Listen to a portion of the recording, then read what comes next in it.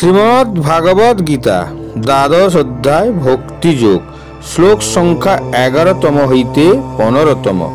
শ্রীকৃষ্ণ বলছেন, যারা পার্থিব জড়বস্তুর আসক্তি থেকে নিজেকে মুক্ত করতে সক্ষম হন সেই আমার অত্যন্ত প্রিয় ভক্ত। অথৈ তৎপশ্যোক্তস্যি কূর্তং মজ্যোগমাশ্রিত সর্বকর্ম ফলত্যাগং তাতো কুরু যৎমাত্মান। আর যদি তাও করতে অক্ষম হও তবে আমাতে সমস্ত কর্ম অর্পণ করে সংযত চিত্তে কর্মের ফল ত্যাগ করো। শ্রীকৃষ্ণ অর্জুনের কল্যাণ হেতু তিনটি উপায় বলেছিলেন।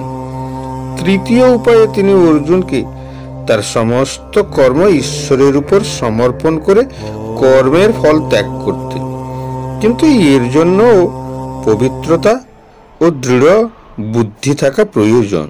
যারা ঈশ্বরের সাথে তাদের সম্পর্কের বিষয়ে নিশ্চিত নয় এবং যারা ঈশ্বরের উপলব্ধিকে তাদের জীবনের লক্ষ্য মনে করে না, তাদের পক্ষে ঈশ্বরের সন্তুষ্টির জন্য কর্ম করা অসম্ভব।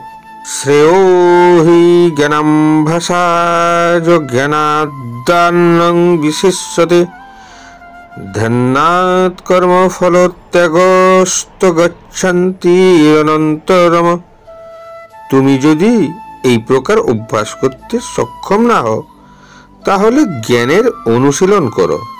জ্ঞান থেকে ধ্যান শ্রেষ্ঠ এবং ধ্যান থেকে কর্মফল ত্যাগ শ্রেষ্ঠ, কেননা এই প্রকার কর্মফল ত্যাগের শান্তি লাভ হয়।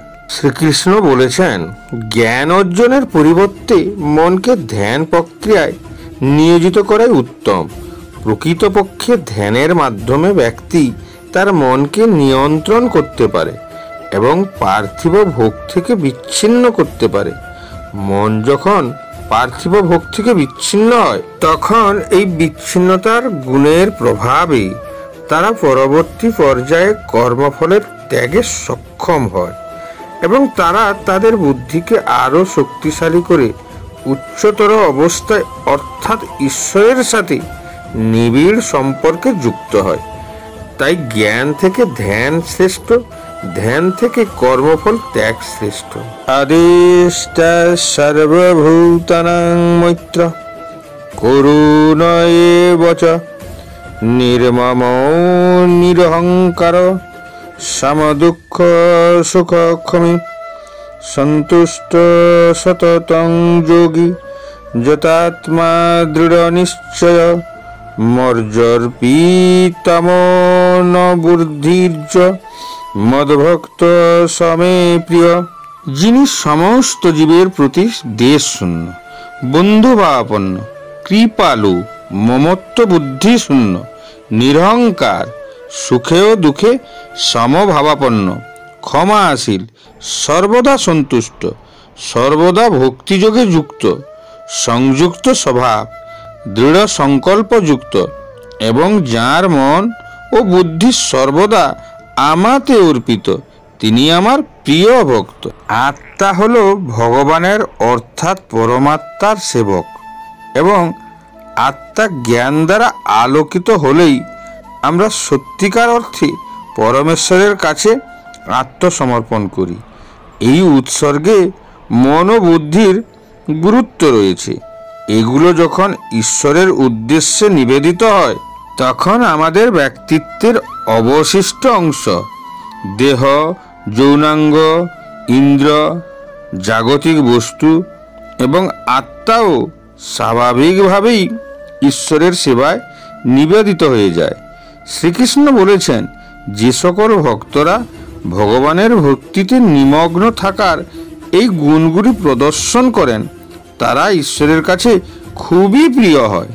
যস্মান্নদীয়তে লোক লোকন্নদীয়তে চ হর্ষামর্ষা ভয়োদ্বেগৈর্মুক্ত যশ চ মে প্রিয়।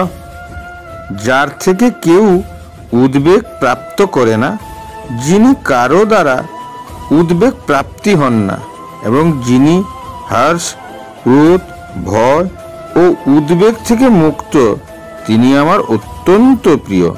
সুখ, দুঃখ, আনন্দ, ভয় এবং উদ্বেগের কারণ হলো কেবল আসক্তি ও আকাঙ্ক্ষা।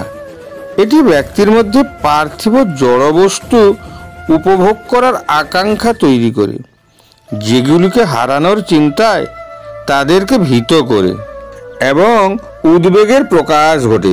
কিন্তু যদি তাদের বস্তুগত জিনিসের প্রতি ঘৃণা জন্মায়, তখন তারা উদ্বেগ ও ভয় থেকে মুক্ত হয় এবং জড়বস্তুর আসক্তি থেকে মুক্তি পায়।